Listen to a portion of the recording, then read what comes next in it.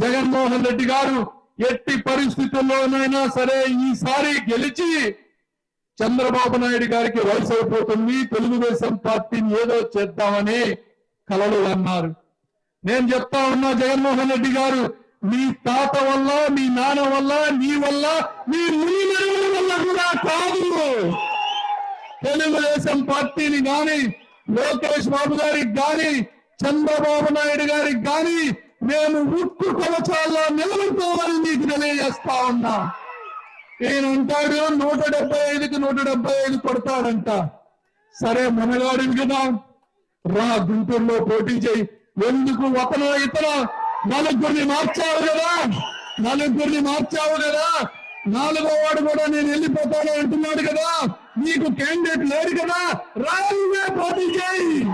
నేను సిద్ధం, నీకు తగిలితే పోటీ చేయి.